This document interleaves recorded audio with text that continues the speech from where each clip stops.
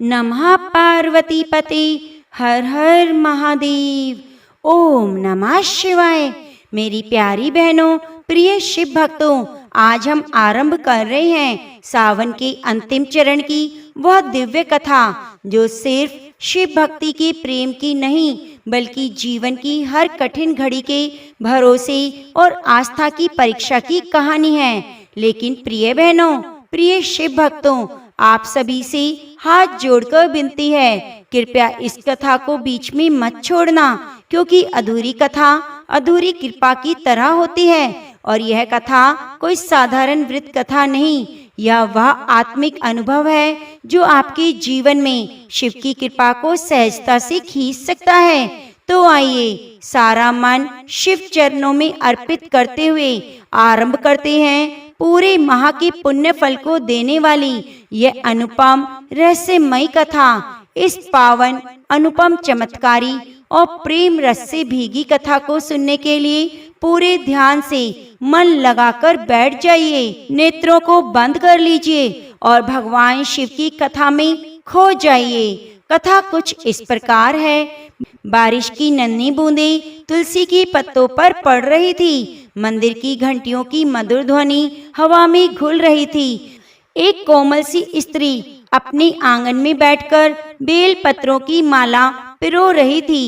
उस स्त्री का नाम था सरस्वती। सरस्वती कोई साधारण स्त्री नहीं थी। वह हर सोमवार शिव के लिए व्रत करती, हर बृहस्पतिवार लक्ष्मी नारायण का दीप जलाती, हर सुबह तुलसी माता के सामने बैठकर उनसे बातें किया करती। पर इस सावन में कुछ अलग ही था, क्योंकि उसी रात जब सरस्वती तुलसी माता के सामने दीपक जला रही थी, तो एक अलौकिक प्रकाश आकाश से उतरता हुआ उसके आंगन में आ गिरा। सरस्वती भयभीत नहीं हुई, बल्कि वह मुस्कुराई, क्योंकि उसने तुरंत पहचान लिया यह कोई साधारण प्रकाश नहीं, यह स्वयं देवताओं की कृपा की छाया है। अचानक उस रोशनी में एक छवि स्पष्ट होने लगी। सांवला शांत मुख, त्रिनेत्र की आभा, जटाओं में गंगा जी बहती हुई और बगल में खड़ी थी माँ पार्वती। सौंदर्य की प्रकाष्ठा। सरस्वती के कदम अपने आप झुक गए, उनके सिर झुका लिया और तभी शिव बोले, हे सरस्वती, तेरा यह व्रत, तेरी यह भक्ति हम तक पहुंची है, और आज इस सावन के अंतिम चरण में मैं तुझे एक ऐसी कथा सुनाने आया हूँ जो पृथ्वी पर किसी ने नहीं सुनी होगी। एक ऐसी कथा जिसमें प्रेम, तपस्या, विश्वास और साक्षात दर्शन है। सरस्वती अचंभित रह गई, पर उसने सिर हिलाया, जैसे कह रही हो, कृपा करें प्रभु, सुनाइए वो कथा। और अब वही कथा मैं आपको सुनाने जा रही हूँ। बस एक विनती है, जैसे सरस्वती ने पूरी श्रद्धा से भगवान शिव के मुख से इस कथा को सुना, वैसे आप भी इस कथा को अंत तक पूरे मन से सुनिएगा। और कथा को सुनते हुए कमेंट बॉक्स में हर हर महादेव जरूर लिखिएगा, क्योंकि यह कथा आपके जीवन में कोई नया मोड़ ला सकती है। यह कथा आत्मा को भिगो सकती है। यह कथा शिव से संबंध गहरा कर सकती है। तो अब मन को स्थिर करो, आंखें बंद करो और मेरी आवाज को अपने भीतर उतार लो, क्योंकि अब कथा आरंभ होती है। एक जंगल था, सावन में भीगा हुआ। उस जंगल में घटने वाला था कुछ ऐसा जो सृष्टि के इतिहास में कभी नहीं हुआ। जंगल सावन की भीगी हरियाली से सरोवार था। पत्तों पर टपकती बूंदें मानो शिव के डमरू की ताल हो गई हों, और भूमि पर बिखरे बेला चमेली के फूल मानो माँ पार्वती की चरण रज हो। वहां पर बसा हुआ था एक नगर जिसका नाम था शिवपुर। उस नगर के कोने में एक टूटी फूटी सी झोपड़ी में एक वृद्ध पंडित जी रहते थे। पंडित जी शिवदास, उनकी पत्नी थी गौरा और उनका एक ही बेटा था सोमनाथ। गरीब जरूर थे, मगर श्रद्धा और भक्ति से भरे हुए थे। हर सुबह पंडित जी शिवदास ठंडे जल से स्नान कर शिव जी का पूजन करते, फिर निकल पड़ते पूरे नगर में घूम घाम कर शिव कथा सुनाने। जो भी दक्षिणा मिलती उसी से जैसे तैसे घर का चूल्हा जलता।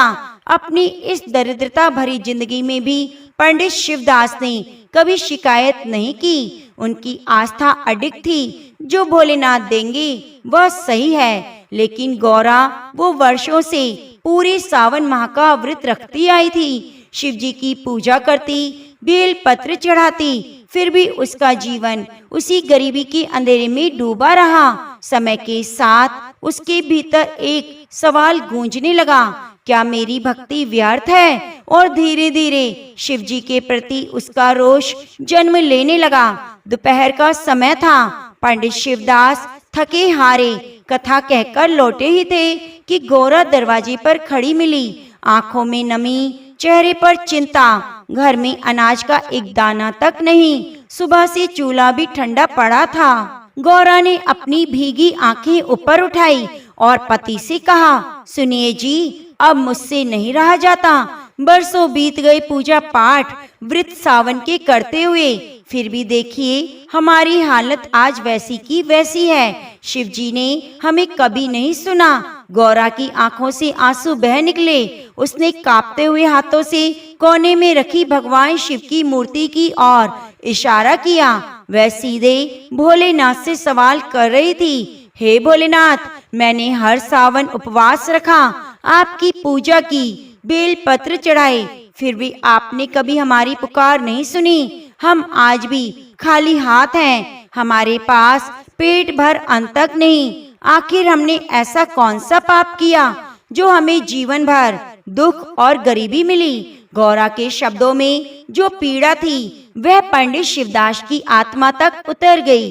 वे खुद भी अंदर से हिले हुए थे, मगर उनकी श्रद्धा भगवान शिव पर अब भी पहले जैसी मजबूत थी। उन्होंने धीरे से हाथ बढ़ाया और गौरा के कंधे पर सांत्वना भरा हाथ रखा।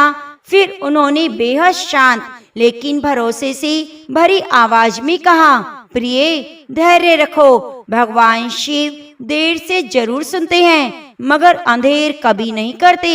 वे अपने भक्तों की परीक्षा लेते हैं, मगर उन्हें कभी त्यागते नहीं। हमें सिर्फ उन पर भरोसा बनाए रखना होता है।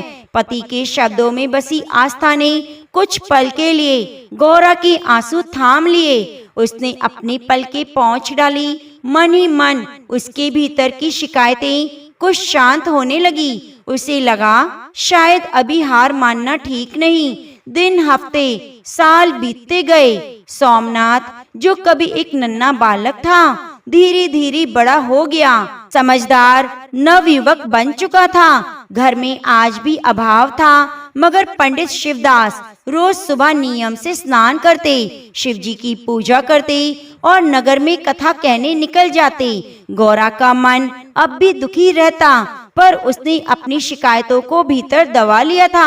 कई सालों बाद सोमनाथ की पढ़ाई पूरी हुई। अब वो तेजस्वी संस्कारी युवक बनकर घर लौटा, मगर जब उसने अपने वृद्ध माता पिता की स्थिति देखी, सूना चूल्हा और थके हुए चेहरे, तो उसका हृदय भीतर तक कांप उठा। उसी क्षण उसने निश्चय किया, अब पिताजी को आराम देना होगा, घर की जिम्मेदारी मुझे खुद उठानी होगी। और वह अपने माता पिता के सामने खड़ा होकर बोला, पिताजी, अब आपको कथा सुनाने की जरूरत नहीं। आपने जीवन भर सेवा की है, अब आपका स्वास्थ्य भी ठीक नहीं रहता। अब आपकी जगह मैं जाऊंगा, मैं ही शिव की कथा को सुनाऊंगा और जो दक्षिणा मिलेगी उससे हमारा घर चलेगा। बेटे की बातें सुनकर पंडित शिवदास की आंखें भर आई, पर उन आंसुओं में सिर्फ दुख नहीं था, गर्व भी था। उन्होंने बिना कुछ कहे सोमनाथ को अपने गले से लगा लिया। पंडित शिवदास भीगी मगर आशीर्वाद भरे स्वर में बोले, बेटा, भगवान तुम्हारा भला करे, भोलेनाथ तुम्हें सदा सुखी रखें। आज तुम सच में हमारा सहारा बन गए। अगले दिन से सोमनाथ ने पंडित शिवदास की जगह लेना शुरू कर दिया। अब वह आसपास के गांवों में, नगरों में जाकर शिव पुराण, भोलेनाथ की लीलाएं सुनाने लगा। उसकी आवाज में भक्ति की गर्मी और दिल में माँ बाप की सेवा का गहरा भाव था। जो भी दक्षिणा मिलती, उसी से अब घर का चूल्हा जलने लगा। कुछ समय बीता। सोमनाथ की भक्ति और उसकी कथा की मधुरता की चर्चा अब आसपास के गांव तक पहुंचने लगी। फिर आया सावन का पहला महीना। शिवपुर की प्राचीन शिव मंदिर में श्रद्धालुओं की भीड़ उमड़ पड़ी। हर सोमवार वह भजन कीर्तन और कथा का आयोजन होने लगा। सावन का पहला सोमवार था। मंदिर परिसर में सैकड़ों श्रद्धालुओं की भीड़ लगी हुई थी। भजन गूंज रहे थे और वातावरण भक्ति रस से डूबा हुआ था। सोमनाथ जी वह पहुंच गए शिव कथा सुनाने। उन्होंने सबसे पहले शिवलिंग का अभिषेक किया, दीप प्रज्वलित किया और मधुर स्वर में कथा आरंभ की। श्रद्धालु शांत होकर सुनने लगे और सोमनाथ ने कहा, भोलेनाथ की महिमा अपरंपार है। जो भी सच्चे मन से उनकी कथा को सुनता है, महादेव उनकी हर मनोकामना पूर्ण करते हैं। चाहे जीवन में कितनी भी अंधकार हो, शिव कथा का प्रकाश सारी अंधकार को मिटा देता है। सैकड़ों लोगों की उस भीड़ में एक व्यक्ति सादी वस्त्रों में मंदिर के कोने में खड़ा सब सुन रहा था। वह चुप था, पर उसकी आंखें गहरी थी। वह कोई और नहीं, वह स्वयं राज्य के महाराज विक्रम सिंह थे। वे साधारण वेश में आकर मंदिर में दर्शन किया करते थे। गुप्त रूप से बिना किसी ताम झाम के सोमनाथ की भावपूर्ण कथा और शुद्ध वाणी सुनकर राजा विक्रम सिंह का हृदय भीतर तक भक्ति में भीग गया। कथा के अंत में सोमनाथ ने ऊंची आवाज में जय घोष किया, हर हर महादेव। मंदिर गूंज उठा। सोमनाथ ने श्रद्धालुओं को प्रसाद बांटना शुरू किया। उन्हीं श्रद्धालुओं के बीच राजा विक्रम सिंह भी आगे बढ़े और प्रसाद लेने पहुँचे। प्रसाद लेते वक्त राजा ने सोमनाथ को इशारे से पास बुलाया। सोमनाथ यह नहीं जानता था कि सादे कपड़े में खड़ा वह व्यक्ति स्वयं राजा है। वह आदर पूर्वक उनके सामने खड़ा हुआ। राजा विक्रम सिंह ने एक मधुर प्रभावित स्वर में कहा, वत्स, तुम्हारी कथा ने मेरे मन को भीतर तक छू लिया।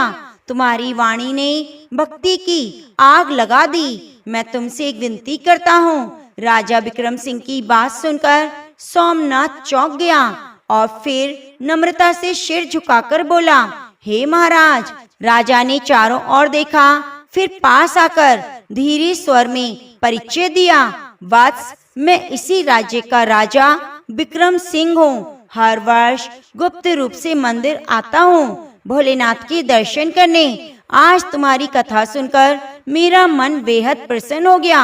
मैं चाहता हूँ तुम प्रतिदिन राजमहल आओ और मेरी पुत्री दीप शिखा को भगवान शिव की कथा सुनाओ।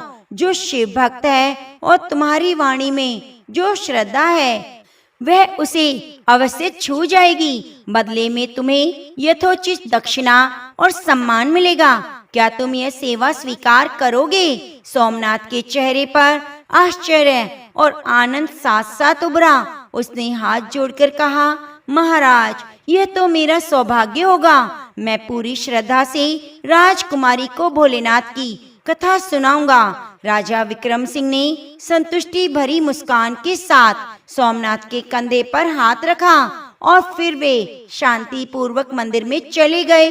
अगले दिन से सोमनाथ प्रतिदिन राजमहल आने लगा। वह राजकुमारी को श्रद्धा और प्रेम से शिव कथा सुनाता। उसकी वाणी में भक्ति थी, अंदाज में रोचकता थी। दीप शिखा हर शब्द को मन से सुनती, जैसे भोलेनाथ की कृपा उतर रही हो। हर कथा के अंत में राजा की ओर से सोमनाथ को उदार दक्षिणा दी जाती, जिससे अब पंडित शिवदास का परिवार पहले से अधिक सुखी रहने लगा। घर में भोजन और आराम हो गया, पर गोरा का मन अभी भी अशांत था। उसी चिंता एक संध्या जब सोमनाथ महल से घर लौटकर आया, उसने माँ के चेहरे पर अजीब सी चिंता देखी। आंखों में किसी अनकहे डर की हल्की परछाई थी। यह देखकर पंडित शिवदास पूछ बैठे, क्या बात है गौरा, किस सोच में डूबी हुई हो? गौरा ने गहरी सांस ली और अपने दिल की बात कही। यह बात जो वर्षों से उसके भीतर घुट रही थी, नाथ, हमारा बुढ़ापा तो जैसे तैसे कट जाएगा, पर मैं अपने सोमनाथ को लेकर बहुत व्याकुल हूँ। अभी तो वह जवान है, सारी जिम्मेदारी उसी के कंधे पर आ गई। हमारे बाद उसका क्या होगा? कभी उसे हमारी तरह पूरी जिंदगी दरिद्रता के संघर्ष में ना बितानी पड़े। क्या हमारे वर्षों की पूजा, हर सावन का व्रत इतना भी फल नहीं देगा कि हम अपने बेटे को सुखी जीवन जीता देख सकें? गौरा की आवाज भर्रा गई, वे रुक गई। आंखों में आंसू नहीं रुके। उसकी नजर कोने में रखे शिव की मूर्ति पर पड़ी और वह दोनों हाथों से जोड़कर आंखों में आंसू लिए भोलेनाथ से प्रार्थना करने लगी। भोलेनाथ, क्या आपको हमारा दुख दिखाई नहीं देता? हमने पूरी आस्था से हर सावन व्रत किया, कथा कही, आपकी आराधना करी, फिर भी हमारी किस्मत नहीं बदली। महादेव, अब तो दया करो, हमारे बेटे पर कृपा करो, उसका भविष्य अंधकार में ना डूब जाए। इतना वरदान दे दो, वह दुख ना सहना पड़े जो हमने जीवन भर सहा। उस रात गौरा की करुण पुकार जैसे आकाश की सीमाएं चीरती हुई सीधे कैलाश पर्वत पर पहुंच गई। कैलाश, जब शिव और पार्वती ध्यान में लीन थे, पृथ्वी लोक से उठती एक स्त्री की पीड़ा भरी पुकार माता पार्वती के हृदय को छू गई। वे अचानक व्याकुल हो उठी। माता पार्वती ने शिव जी की ओर देखा और आवाज में गहराई के साथ बोले, स्वामी, मैं अभी अभी एक भक्त की करुण पुकार सुन रही थी। कोई स्त्री यह कह रही थी कि हे भगवान, मेरे परिवार की दुर्दशा पर आपको करुणा नहीं आती। मैं उस बेबस नारी के आंखों में अब आंसू नहीं देख सकती। वे अपने परिवार की दुर्दशा पर आपसे करुणा मांग रही है। कृपया कीजिए, अब उस दुखी परिवार की सहायता कीजिए। भोलेनाथ तो त्रिकालदर्शी हैं, भूत भविष्य वर्तमान के ज्ञाता।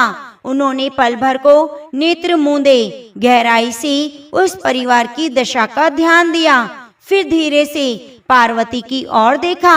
बोले, मैं जानता हूँ वह पंडित शिवदास और उसका परिवार मेरे अनन्य भक्त हैं। इन्होंने जीवन भर मेरी कथा कही, मेरी पूजा करी। दरअसल इनके पूर्व जन्मों के कुछ कर्म ऐसे थे जिन्होंने इसकी परीक्षा लंबी कर दी, पर अब समय आ गया है, इसके कष्टों का निवारण होगा। इसके भाग्य का बीज अब अंकुरित होने वाला है। पार्वती की आंखों में उम्मीद की चमक जाग गई।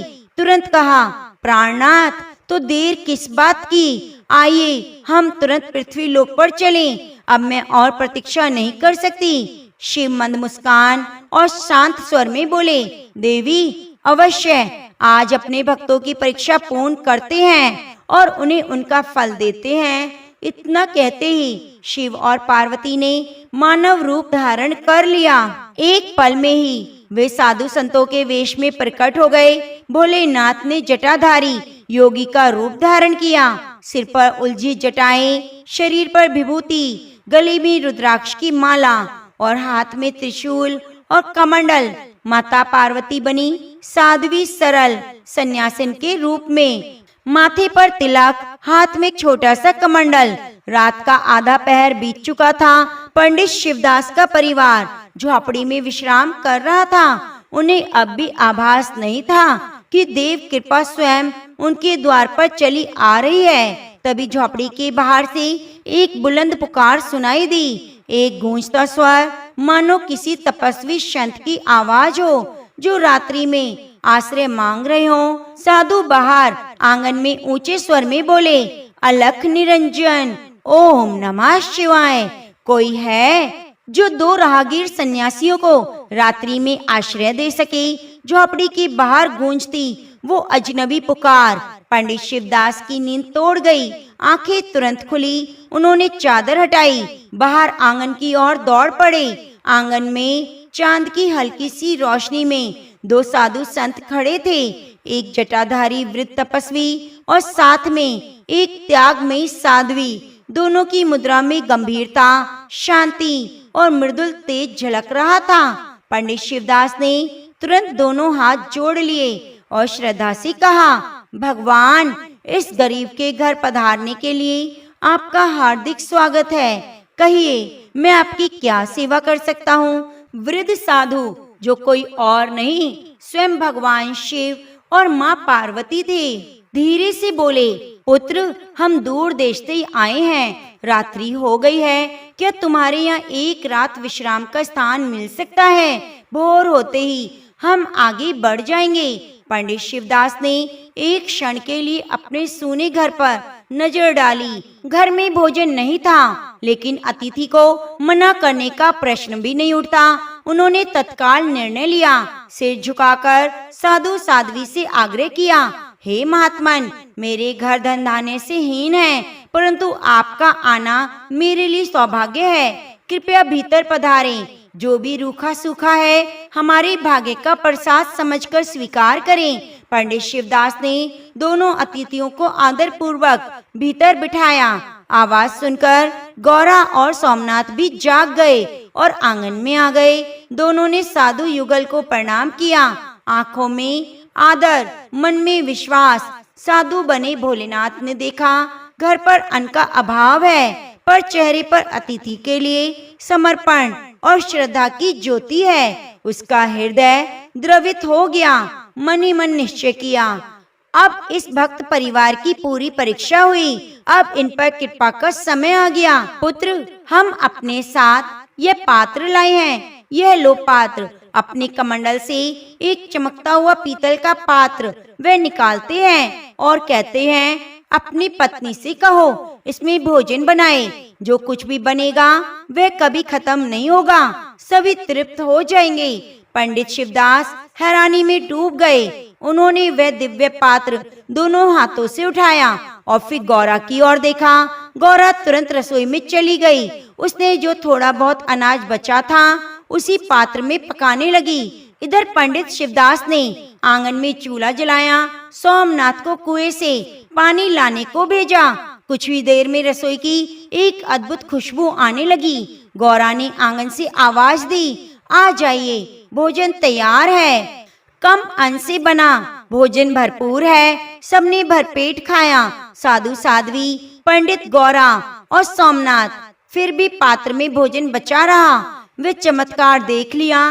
पंडित शिवदास और सोमनाथ स्तब्ध रह गए। उनकी आंखों में श्रद्धा के आंसू और हृदय में ईश्वर के प्रति उपस्थिति का अनुभव। सोमनाथ ने धीरे से पंडित जी से पूछा, पिताजी, इस पात्र का अंत तो खत्म ही नहीं हो रहा। ये साधु बाबा कोई साधारण महापुरुष नहीं, ये अवश्य ही चमत्कारी संत हैं। पंडित शिवदास कांपती आवाज में बोले, बेटा, मैं भी यही सोच रहा था। यह कोई साधारण पुरुष नहीं लग रहे, अब अवश्य ही कोई बड़े संत हैं। पंडित शिवदास के घर में रात भर शांति और श्रद्धा का अद्भुत संगम रहा।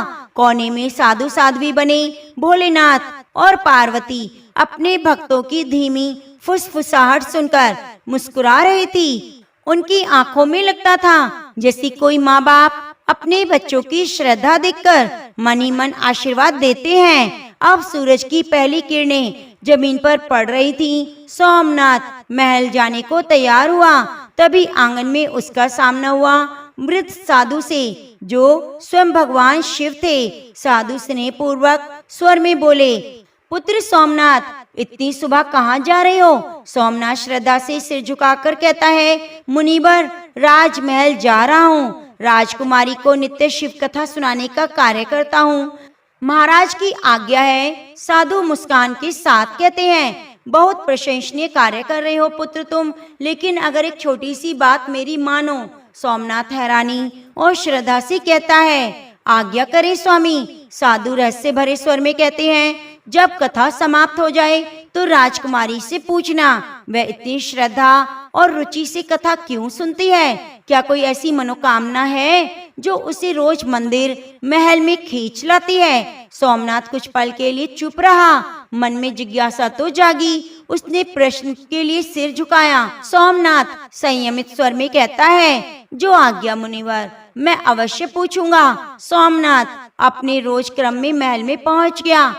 आज भी उसने पूरे भाव से भोलेनाथ की कथा सुनानी शुरू की। राजकुमारी दीपशिखा हमेशा की तरह तन्मयता से सुन रही थी। जैसे हर शब्द उसके हृदय में उतरता हो। कथा समाप्त हुई। आज सोमनाथ ने थोड़ा सा साहस करके एक प्रश्न पूछ ही लिया। हे देवी, यदि अनुमति हो तो एक प्रश्न पूछता हूँ। राजकुमारी मुस्कुराकर कहती है, पूछिए पंडित जी। सोमनाथ कहता है, मैंने देखा कि अगर हर दिन बड़ी श्रद्धा से कथा सुनती हो, मुझे जानना है क्या कोई विशेष प्रयोजन है जिसके लिए आप कथा की भक्ति करती हो। राजकुमारी कुछ पल के लिए चुप रही। उसके चेहरे पर हल्की सी संजीदगी आ गई। फिर धीरे धीरे बोली, पंडित जी, मैं चाहती हूँ मेरा विवाह एक ऐसे व्यक्ति से हो जो सर्वश्रेष्ठ हो, ऐसा वर जिसके माथे पर सूर्य चंद्रमा का तेज हो, जिसका यश दूर दूर तक फैला हो, जिसकी बारात इतनी भव्य हो कि आज तक किसी ने ना देखी हो। इसी मनोकामना के लिए मैं नित्य शिव कथा सुनती हूँ और भोलेनाथ की आराधना करती हूँ। राजकुमारी की वचन सुनकर सोमनाथ का मन कई भावों से भर गया। एक और उसकी भक्ति, दूसरी ओर किसी अनजान उदासी की झलक। वह शांत रहा, कुछ ना बोला। फिर सिर झुकाकर राजकुमारी को प्रणाम किया और चुपचाप महल से निकल आया। पर लौटते समय सोमनाथ के मन में यह प्रश्न गूंज रहा था। उसके उत्तर ने उलझन भी छोड़ी। घर पहुंचते ही उसने देखा वे साधु साध्वी अब भी विराजमान हैं। वह सीधा उनके पास गया, आदर पूर्वक बोला, मुनिवर, आपकी आज्ञा अनुसार मैंने राजकुमारी से प्रश्न किया। उसने बताया वह शिव जी से मनोकामना करती है जो सर्वगुण संपन्न हो, जिसकी बारात संसार में अकल्पनीय हो। सोमनाथ की बात सुनकर साधु बने भोलेनाथ हल्के से मुस्कुराए। मुस्कान में कोई रहस्य छिपा था। साधु मंद मुस्कान के साथ कहते हैं, अच्छा, अब कल एक काम करना, जब कथा समाप्त हो तो राजकुमारी से वही प्रश्न दोहराना। यदि वह फिर से वही इच्छाएं बताए तो तुरंत कहना, देवी, जैसा वर आप चाहती हैं वह मैं हूँ। इतना कहकर चुपचाप आ जाना। साधु की ये बात सुनकर सोमनाथ जैसे हल्का सा घबरा गया। चेहरे का रंग उड़ गया, होठ सूखने लगे। सोमनाथ चकित घबराए हुए स्वर में कहता है, मुनिवर, मैं राजकुमारी से कहूँ कि वह वर मैं हूँ। मैं तो साधारण ब्राह्मण का पुत्र हूँ, वे महाराज की पुत्री। अगर मैंने ऐसा कहा तो महाराज मुझे फल में दंड देंगे। सोमनाथ की घबराहट को देखकर साधु बने भोले बाबा शांत रहे, लेकिन उनकी आंखों में एक तेज चमक रहा था, जैसी उस घबराए बालक ने छिपे किसी भाग्य को पहचान चुके थे। साधु गंभीर लेकिन करुण स्वर में बोले, जो मैं कह रहा हूँ वह तुम्हारे जीवन का कल्याण करेगा। डरकर अपने सौभाग्य से मुंह मत मोड़ो। ईश्वर जब परीक्षा लेते हैं तो उसका उद्देश्य विनाश नहीं, विकास करना होता है। अगर तुमने मेरी बात नहीं मानी तो समझो अपना भाग्य स्वयं ठुकरा दोगे, फिर सारा जीवन पछताते रहना। भोलेनाथ के गर्व भरे शब्दों ने सोमनाथ के भीतर तूफान मचा दिया। उसे अब वह साधु साधारण नहीं, अलौकिक प्रतीत होने लगा। सोमनाथ कांपती आवाज में कहता है, कल मैं वैसा ही करूँगा जैसा आपने कहा। अगली सुबह सोमनाथ का दिल जोरों से धड़क रहा था, फिर भी उसने भोलेनाथ को याद किया और राजमहल की ओर चल पड़ा। आज भी उसने पूरी तन्मयता से शिव कथा सुनाई। दीपशिखा हमेशा की तरह गंभीर और भावुक मुद्रा में कथा सुनती रही।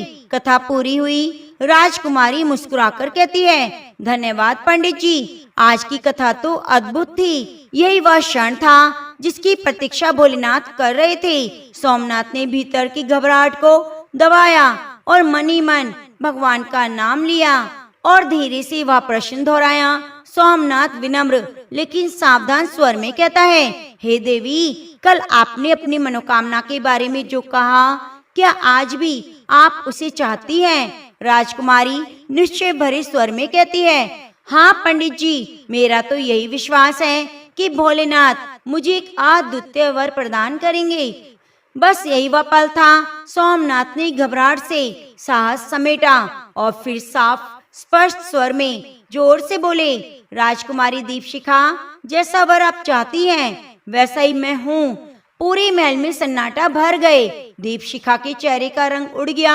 फिर एक पल में अपमान, आश्चर्य और क्रोध की लहर उसके मस्तक पर दौड़ पड़ी। उसके होठ कांपने लगे, उसकी आंखों में गुस्से की चिंगारियां थी। सोमनाथ यह देखकर डर गया और उल्टे पांव भाग खड़ा हुआ। राजकुमारी अब क्रोध और अपमान से कांपने लगी। उसने तुरंत एक दासी को बुलाया और कठोर स्वर में आदेश दिया, तुरंत जाओ और पिताजी को सब बता दो। कहना, कथा सुनाने वाले पंडित के बेटे ने मेरी अभिलाषा पर स्वयं को मेरा वर कहने की धृष्टता की है। दासी हाँफते हुए राज दरबार पहुंची। राजा विक्रम सिंह को राजकुमारी का संदेश सुनाया। जैसे ही राजा ने सुना, उसकी आंखें आग की तरह जल उठी। वे सिंहासन से उठ खड़े हुए। राजा गर्जना करते हुए बोला, क्या एक मामूली पंडित का बेटा मेरी बेटी से विवाह की बातें कर रहा है? धृष्टता की सारी सीमाएं पार कर दी इसने। राजा ने तुरंत मंत्रियों की आपस बैठक बुलाई। तनाव और भय का वातावरण छा गया। उधर सोमनाथ का चेहरा घबराहट से पीला पड़ गया था। वह दौड़ता हुआ साधु रूपी भोलेनाथ के पास पहुंचा। सोमनाथ कांपते स्वर में बोला, मुनिवर, मैंने वैसा ही कहा जैसे आपने कहा था, लेकिन अब अनर्थ हो गया है। राजकुमारी अत्यंत क्रोधित है। राजा मुझे दंड देंगे। मुझे डर है कि वह मुझे मरवा ना डालें। साधु बने भोलेनाथ फिर भी शांत मुस्कुराते रहे और बोले, बात जो होगा देखा जाएगा और अच्छा ही होगा। भोलेनाथ पर भरोसा रखो। राज दरबार में राजा विक्रम सिंह का क्रोध बेकाबू हो रहा था। राजा गर्जना करते हुए बोला, बताओ, एक मामूली ब्राह्मण का पुत्र, साहस देखो, इस अपराधी को क्या दंड दिया जाए? एक मंत्री सहमति से आगे आया और कहा, महाराज, वह तो निसंदेह मृत्यु दंड के योग्य अपराध है। राजा ने सिर हिलाया। तभी महामंत्री, एक धीर, बुद्धिमान और संयमी व्यक्ति, शांति से आगे आया। महामंत्री हाथ जोड़कर शांत स्वर में कहता है, महाराज, पंडित पुत्र ने अवश्य ही अपराध किया है, पर वह ब्राह्मण कुल का है। यदि आपने उसे मृत्यु दंड दिया तो प्रजा में असंतोष फैलेगा। आपको ब्रह्म हत्या का पाप लगेगा, जो कभी नहीं धुल सकता। राजा झुंझलाकर कहता है, तो फिर उसे दंड कैसे दिया जाए? महामंत्री धीमी मुस्कान से कहता है, एक उपाय है महाराज, उसे 3 ऐसी असंभव शर्तों में बांध दीजिए जिन्हें कोई भी साधारण मनुष्य पूरा ना कर सके। यदि वह पूरा ना कर पाए तो दंड देना भी उचित कहलाएगा और आपकी मर्यादा भी बनी रहेगी। राजा विक्रम की आंखों में चमक आ गई। उनकी भौहें तन गई। होठों पर एक रहस्यमयी मुस्कान उभर आई। राजा सैनिकों को बुलाकर कहता है, जाओ पंडित शिवदास के घर पहुंचना। उससे कहना, राजा ने उसके पुत्र सोमनाथ का विवाह प्रस्ताव स्वीकार कर लिया है। राजा की यह बात सुनकर दरबार में सब चकित रह गए, लेकिन राजा ने हाथ उठाकर सबको चुप कराया। फिर बोले, हाँ, विवाह का प्रस्ताव स्वीकार है, पर शर्तों के साथ। राजा ने उंगली उठाकर एक एक करके 3 असंभव शर्तें सुनाई। पहली शर्त, बारात में जितने भी लोग आएंगे, हर एक के लिए अलग अलग बारात घर तैयार रहना चाहिए। कोई भी बारात घर खाली नहीं बचना चाहिए। मतलब जितने ठहरने के स्थान बने, उनमें बाराती जरूर आने चाहिए। दूसरी शर्त, हर बाराती को पेट भर भोजन दिया जाए। इतने संतुलित हो, ना किसी को कम ना किसी को ज्यादा पड़े। तीसरी शर्त, बारात ऐसी होनी चाहिए कि उसकी चर्चा पूरे विश्व में हो। ऐसी भव्य, अद्भुत, चमत्कारी बारात जिसे आज तक किसी ने नहीं देखा होगा और न ही सोचा होगा। योजना पूरी हो चुकी थी। राजा ने सोमनाथ के लिए एक ऐसा द्वार खोला जिसे पार करना किसी सामान्य मनुष्य के लिए असंभव था। लेकिन वह नहीं जानते थे कि ये सिर्फ एक विवाह नहीं, एक लीला का प्रारंभ है। राजा विक्रम सिंह ने 3 शर्तों का ऐलान करने के बाद आखिरी शब्दों में जहर घोल दिया। राजा कठोर और चेतावनी भरे स्वर में कहता है, सुन लो, अगर बारात नगर में पहुंचने पर इनमें से एक भी शर्त अधूरी रह गई तो पंडित पुत्र सोमनाथ समेत जो भी बाराती होंगे उनके साथ सभी को तत्काल मृत्यु दंड दिया जाएगा। यह सुनते ही पूरे राज दरबार में एक सन्नाटा छा गया। किसी की हिम्मत नहीं थी कि राजा की आंखों में देखने की। सब सिर झुकाए बैठे थे। राजा द्वंद स्वर में कहता है, जाओ पंडित शिवदास को यह संदेश सुनाओ। सैनिक एक स्वर में झुककर कहते हैं, जो आज्ञा महाराज। और फिर राजमहल के मुख्य द्वार से तेजी से सशस्त्र सैनिक निकल पड़े। उधर पंडित शिवदास का परिवार आगामी संकट की आशंका से कांप रहा था। सोमनाथ का चेहरा पीला पड़ चुका था। गौरा की आंखों में चिंता छा गई थी और पंडित शिवदास मौन और डरे हुए बैठे थे। सिर्फ दो लोग शांत थे, साधु और साध्वी बने स्वयं भोलेनाथ और माँ पार्वती। उनके चेहरे पर ना कोई घबराहट, ना कोई शब्द, बस एक गंभीर स्थिरता। तभी दरवाजे पर जोरदार धम धम की आवाज होने लगी। सैनिक बाहर से ऊंचे स्वर में कहने लगे, दरवाजा खोलो, राजकीय संदेश लाए हैं। पंडित शिवदास ने कांपते हाथों से दरवाजा खोला। सामने खड़े थे 5-6 सशस्त्र सैनिक, कंधे पर तने हुए, चेहरे पर कठोरता। सैनिक कड़क कर कहते हैं, तुम्हें पंडित शिवदास हो ना? पंडित कांपते हुए स्वर में कहता है, जी हाँ मैं हूँ, आज्ञा दीजिए। फिर जो कहा गया वह सुनकर सिर्फ घर के लोग ही नहीं, स्वयं हवा तक कुछ पल के लिए रुक गई। आगे सैनिक कहते हैं, राजा विक्रम सिंह की ओर से फरमान लाए हैं। आपके पुत्र सोमनाथ द्वारा राजकुमारी के साथ विवाह का प्रस्ताव महाराज ने स्वीकार कर लिया है। यह सुनते ही पंडित शिवदास, गौरा और सोमनाथ एक दूसरे का चेहरा देखने लगते हैं। एक पल को उन्होंने अपने कर्मों पर विश्वास नहीं किया। राजा ने विवाह स्वीकार कर लिया है, ये कैसे संभव? मगर सच्चाई अभी भी बाकी थी। सैनिक तेज स्वर में कहते हैं, पर सुनो, इस प्रस्ताव के साथ 3 शर्तें हैं। अगर तुम्हारा बेटा उन्हें पूरी कर सका तभी विवाह होगा, वरना तुम सबको मृत्यु दंड दिया जाएगा। सैनिक के मुख से शर्तें गूंजने लगी। सैनिकों ने 3 शर्तें पूरे जोर से घर के हर एक कोने में गूंजती आवाज में पढ़ी।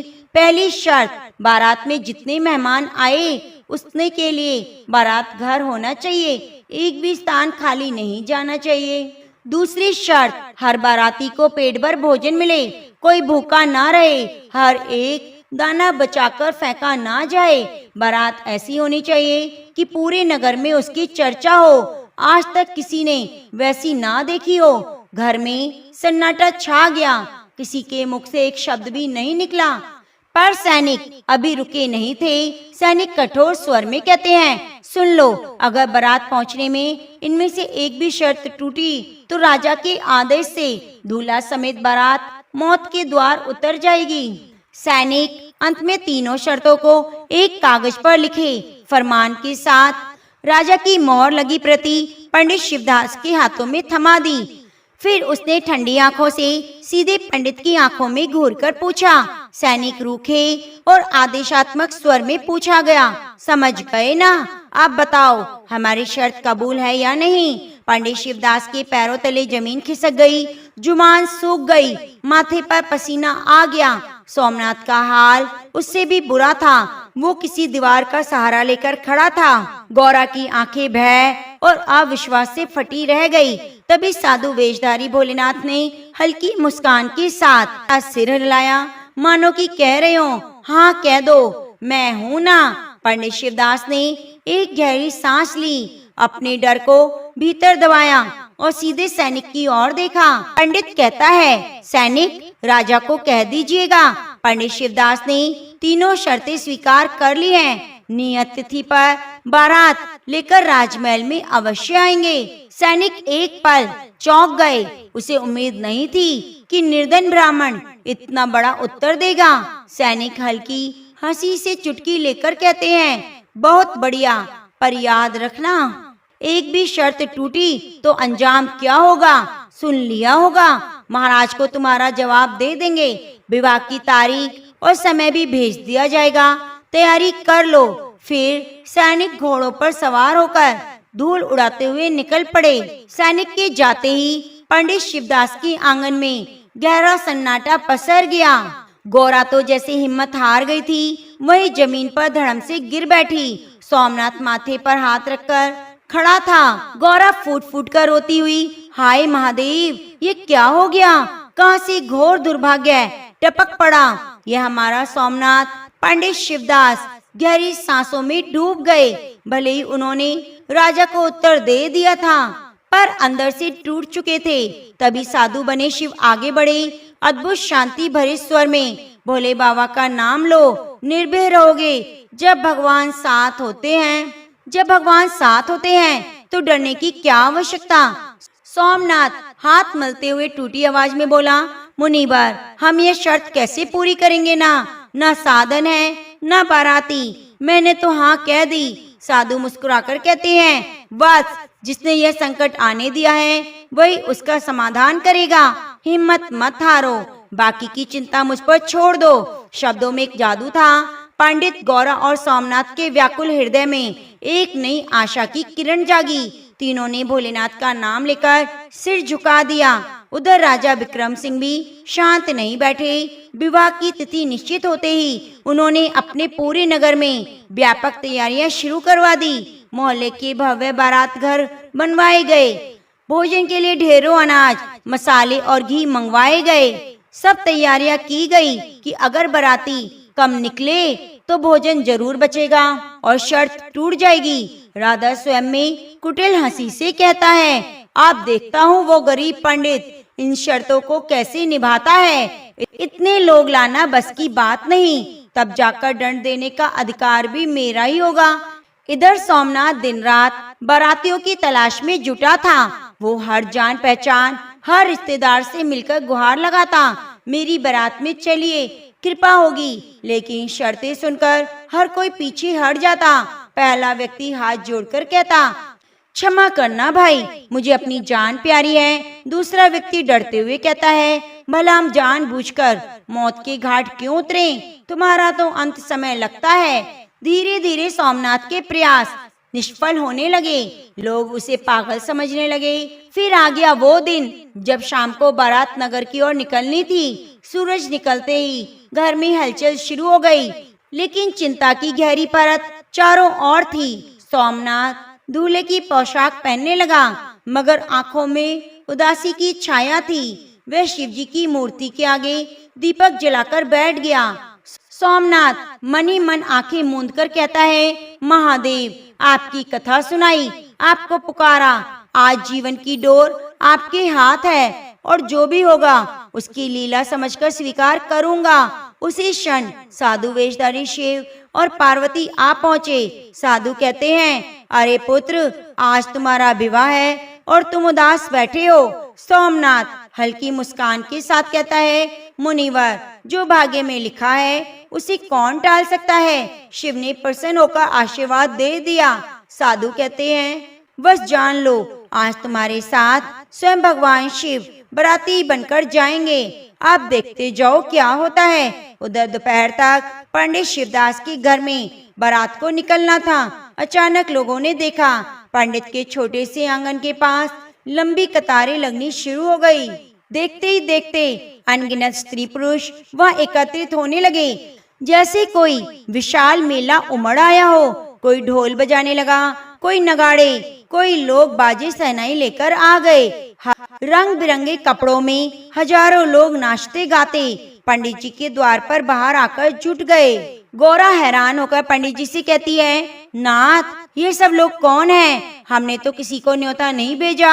फिर इतने बाराती? पंडित जी अचंभित होकर बोले, मैं भी नहीं जानता गौरा, यह तो पल भर में मानो आसमान से प्रकट हो गए हों। वस्तुतः यूं हुआ कि भगवान शिव ने अपनी लीला शुरू कर दी। उन्होंने अपने गणों, देवताओं, ऋषि मुनियों, गंधर्वों, यहाँ तक कि बेताल भूतों को भी आदेश दिया कि वे मानव रूप में आकर सोमनाथ की बारात में शामिल हों। पल भर में दिव्य लोक से असंख्य शक्तियाँ मानव वेश में वहाँ उपस्थित हो गयीं। पलक झपकते ही पंडित शिवदास का आंगन बारातियों से भर गया।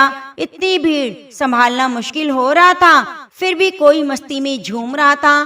खुद साधु वेशधारी शिव और पार्वती भी बारात बनकर सबके आगे आ खड़े हुए। तभी किसी ने जगन्नाथपुर से भव्य रथ ला दिया, जिस पर दूल्हे को बिठाना था। लोगों ने सोमनाथ को सुंदर दूल्हे के रूप की पोशाक पहनाई, लेकिन माँ गौरा ने कांपते हुए हाथों से उसे सेहरा पहनाया। आश्चर्य! उस सहरे में सजी मालाओं की मोतियों में से एक ऐसी आभा निकल रही थी मानो सूरज चंद्रमा स्वयं चमक रहे हों।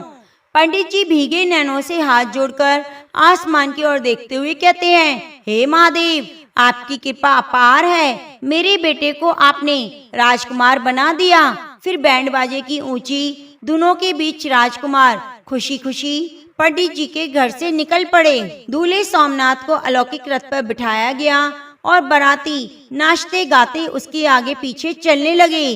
बाजों की आवाज से पूरा नगर गूंज उठा। रास्ते में जगह जगह लोग अनोखी बारात देखकर आश्चर्य में पड़ गए। पहला दर्शक भीड़ में उत्सुकता से कहता है, देखो भाई, कैसी भव्य बारात है, इतने लोग, सड़क भर आई। दूसरा दर्शक कहता है, अरे इस पंडित के बेटे का भाग्य देखो, इसके चेहरे पर सचमुच चांद सूर्य की चमक मुस्कुरा रही है। तो बारात में मानव देवताओं का जमावड़ा हो गया। ऐसी बारात ना देखी है ना सुनी है। तीसरा दर्शक कहता है, सच कहा, यह कोई चमत्कार ही लगता है। उधर राजा विक्रम सिंह ने खबर भिजवा दी, बारात नगर के द्वार पर पहुंचते ही सूचना दी जाए। शाम को राजा अपनी छत से खड़े बेसब्री से बारात का इंतजार कर रहे थे। अचानक एक सैनिक हांफता हुआ दौड़ता हुआ आया। सैनिक घबराता हुआ राजा से कहता है, महाराज, बारात आ गई।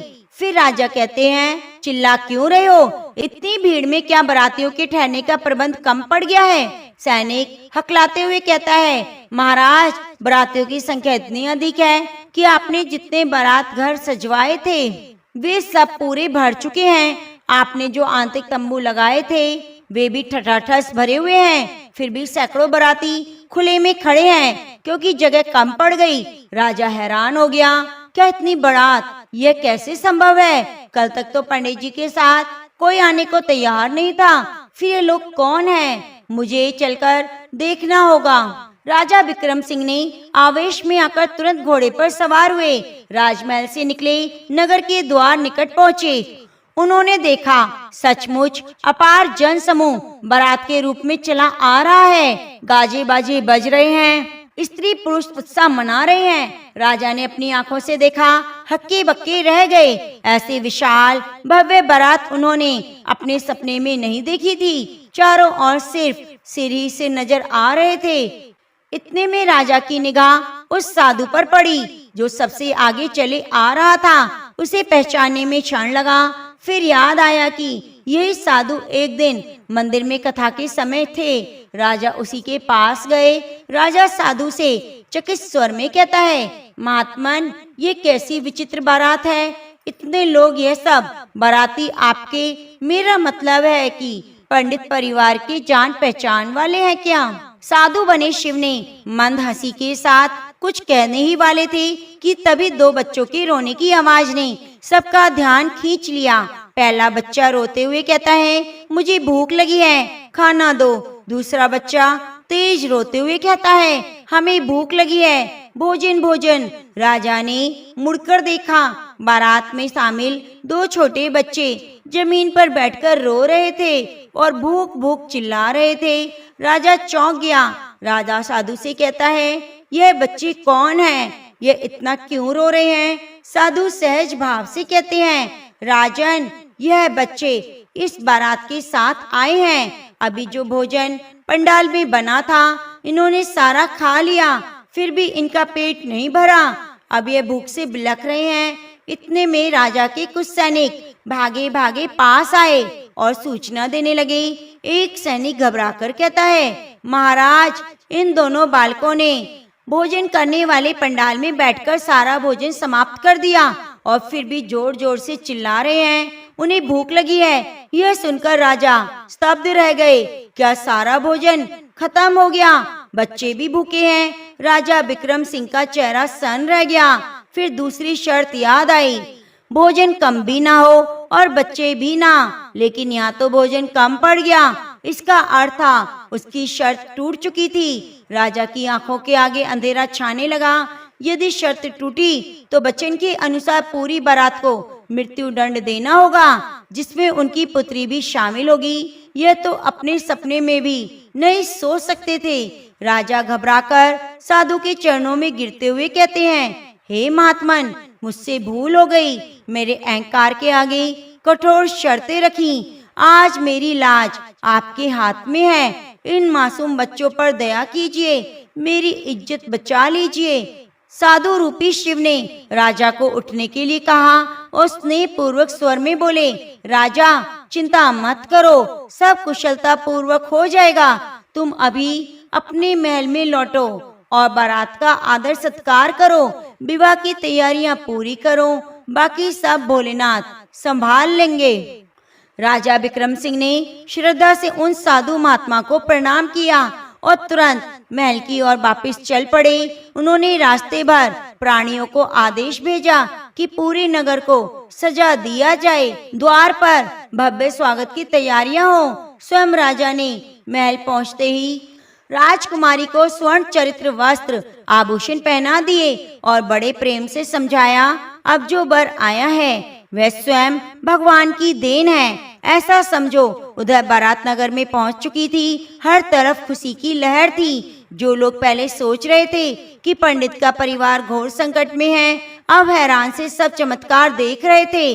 जल्दी राजा विक्रम सिंह हाथी पर सवार होकर राजमहल के द्वार आ पहुंचे।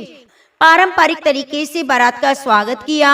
सोमनाथ के माथे पर स्वयं राजा ने तिलक लगाया, गले में फूलों की माला पहनाकर गले लगाया। राजा की आंखों में क्रोध नहीं था, सम्मान था, प्रेम था। सोमनाथ से भावुक स्वर में कहते हैं, पुत्र, मैंने तुम्हें बड़ा गलत समझा। तुम सचमुच भोलेनाथ के वरदान हो, कृपया मेरे अपराध को क्षमा करें। सोमनाथ विनम्रता से कहता है, हे महाराज, आप बुजुर्ग हैं, ऐसा ना कहें। जो कुछ हुआ भगवान की इच्छा से हुआ। कुछ ही देर बाद विवाह की रस्में आरंभ हुई। वेद मंत्रों से मंगल गान के बीच में सोमनाथ और राजकुमारी शादी के बंधन में बंध गए। राजा विक्रम सिंह ने अपनी बेटी का हाथ सोमनाथ के हाथ में सौंपते हुए कन्यादान किया। विवाह हर्ष और उल्लास के साथ संपन्न हो गया। सबने चैन की सांस ली। गौरा खुशी से आंसू पोंछते हुए बार बार भगवान शिव को मन ही मन धन्यवाद देती रही। विवाह के बाद राजा ने राजकुमारी और दामाद सोमनाथ को ढेरों उपहार और धन देकर विदा किया। अब पंडित शिवदास का परिवार धन धान्य से भरपूर हो गया। जिस घर में अन्न का अभाव था, वहाँ सोने चांदी के थाल सज गए। गांव वाले कहते थे, भोलेनाथ ने साक्षात दर्शन देकर अपने भक्तों की लाज रखी। उधर पंडित शिवदास अपने आंगन में खड़े तब याद कर रहे थे कि अचानक एक तेज प्रकाश पुंज प्रकट हुआ। उस आस्था के बीच में भगवान शिव और माता पार्वती ने अपने दिव्य स्वरूप में प्रकट हुए, बिल्कुल वैसे ही जैसी मूर्तियां मंदिरों में होती हैं। पंडित गौरा, सोमनाथ, राजकुमारी सभी उस विलक्षण छवि को देखकर दंडवत भूमि पर गिर पड़े। पंडित शिवदास रोते हुए हाथ जोड़कर बोला, हे भोलेनाथ, हे माँ पार्वती, आपके दर्शन पाकर हमारा जीवन धन्य हो गया। गौरा भावुक होकर कहती है, प्रभु, हमने तो क्षण भर पर विश्वास खो दिया था, फिर भी आपने हमारी लाज रखी। हम अपने आप को भाग्यशाली समझते हैं कि आप स्वयं हमारे द्वार आए। भगवान शिव ने हाथ के इशारे से सबको उठने को कहा। सभी ने आंखों से आंसू पोंछे और हृदय में अपार आनंद लिए अपने आराध्य देव को निहारा। शिव कोमल स्वर में बोले, पुत्र शिवदास, वत्स सोमनाथ, सुनो, हमने तुम्हारी भक्ति की परीक्षा ली। तुम लोग कष्टों के बावजूद डिगे नहीं। इतने में प्रसन्न होकर आज हमने तुम्हारा कल्याण किया है। भगवान शंकर ने मंद मुस्कान में गौरा की ओर देखा। शिव गौरा से कहते हैं, तुम्हारे मन में कभी प्रश्न उठा था ना कि मेरी पूजा के बाद भी सुख क्यों नहीं मिला? याद रखो, भक्त को उसके कर्मों का फल देर से अवश्य मिलता है, पर कभी खाली नहीं जाता। तुम्हें पूर्व जन्म के कुछ कर्मों के कारण एक अवधि कष्ट सहन करना पड़ा, पर तुम्हारे वर्तमान में अंततः तुम्हारा भाग्य बदल दिया। अब तुम्हारे घर में लक्ष्मी का वास रहेगा। गौरा आंसू पूछते हुए कहती है, हे शंकर, हमने आपसे जो कहा आप उसके लिए क्षमा करें। हमारे जीवन में अंधेरा था, इसलिए श्रद्धा डगमगा गई। माता पार्वती कहती है, पुत्री चिंता मत करो, अब तुम्हारे सुख का सूर्य कभी अस्त नहीं होगा। तुम्हारा परिवार सदैव फलता फूलता रहेगा। अब शिवदास की कुटिया की मिट्टी गीली नहीं पवित्र हो चुकी थी, क्योंकि वहाँ शिव पार्वती लक्ष्मी नारायण विराजमान हो चुके थे। देवताओं ने स्वर्ग से पुष्प बरसाए, लक्ष्मी नारायण भी उपस्थित हुए। मेरी प्यारी सखियों, आप सबने आज जिस श्रद्धा और भाव से इस सावन के समापन की कथा को सुना, वो मेरे लिए एक माँ पार्वती जैसी ममतामयी अनुभूति थी। जब हम इस कथा को अपने मन में धारण करते हैं, शिव पार्वती की वह अमर प्रेम गाथा हमारे जीवन में सजीव हो उठती है। सावन की हर एक बूंद जैसे उसके आशीर्वाद में भीगती है, हर हरियाली जैसे प्रेम की साक्षी बनती है। इस सावन का महीना एक व्रत नहीं, एक आत्मिक मिलन है उस शक्ति के साथ जो हमें कठिनाइयों से उबारती है, हमें सच्चे प्रेम का अर्थ सिखाती है। हर स्त्री को माँ पार्वती की तरह संघर्षों में भी प्रेम की देवी बनाती है। तो मेरी प्यारी सखियों, प्रिय शिव भक्तों, जब भी मन डगमगाए, जीवन थम जाए, तो बस एक बार भोलेनाथ और माँ पार्वती का नाम लेना तुम्हारे जीवन में ऐसी शांति और प्रेम की वर्षा करेंगे जिसकी कल्पना नहीं की जा सकती। मेरे प्रिय शिव भक्तों, कथा पूर्ण होने से पहले एक वचन दो मुझे कि जीवन में चाहे जैसे भी पल आए तो मुस्कुराना मत छोड़ना, कभी खुद को अकेला मत समझना, क्योंकि भोलेनाथ की दुआएं तुम्हारे साथ हैं। तुम्हारी हर मनोकामना पूरी होगी। शिव पार्वती का आशीर्वाद सदैव तुम्हारे जीवन में बरसेगा और सावन के पूरे माह का फल तुम्हें इस कथा को सुनने से मिलेगा। तो प्रिय सखियों, यदि कथा पसंद आई है तो इस चैनल को सब्सक्राइब जरूर कर लेना और आगे की कथाओं को जरूर सुनना। सिर्फ ये कथा नहीं, ये प्रेम में डूबी हुई एक ऐसी आत्मिक अनुभूति मिलेगी कि आपके जीवन में शिव शक्ति की प्रेम की वर्षा होगी। धन्यवाद। मिलते